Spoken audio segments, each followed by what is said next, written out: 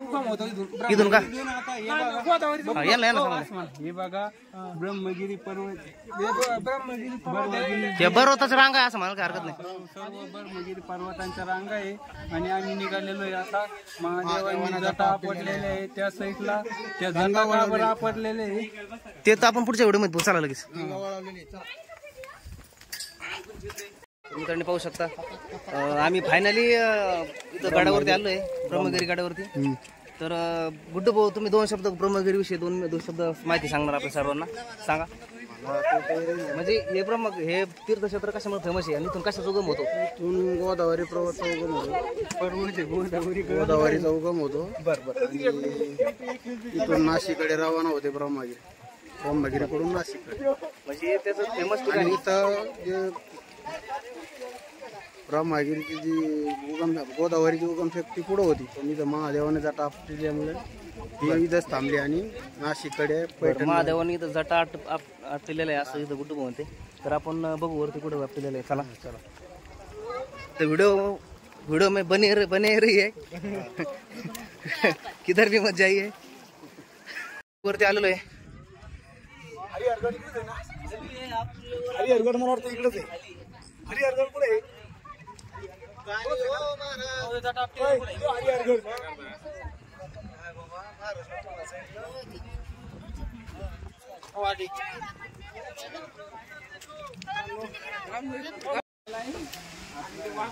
लय वरती आलोय आता आम्ही.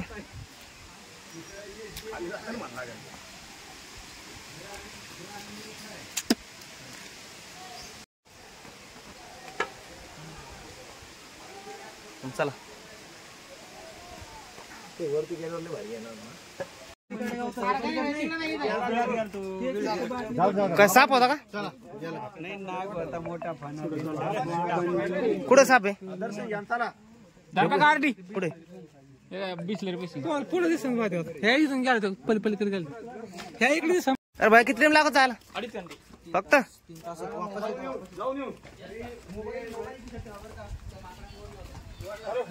मोबाईल माकडे ओढणार म्हणते. आता आमचा मोबाईल काय खिशात ठेवा लागेल. यांचे पाय दुखायला लागले इतक्या लवकर.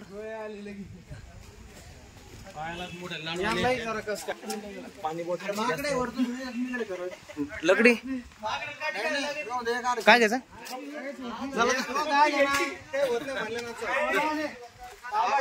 आले तुम्ही 2च घंट्यात परत. बाबा किती वेळ लागतो जायला? किती वेळ लागला जायला? 4 घंट्यात आले समजा. 4 घंटे जाऊन येऊन. तरी तुम्ही टाइम लागतो दुसरं.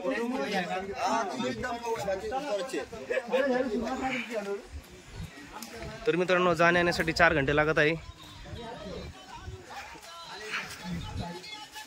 हे अशा पद्धतीचा नकाशा आहे.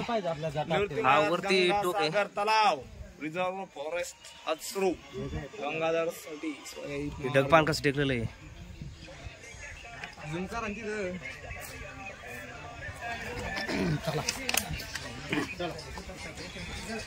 चला हो गुड्डू भाऊ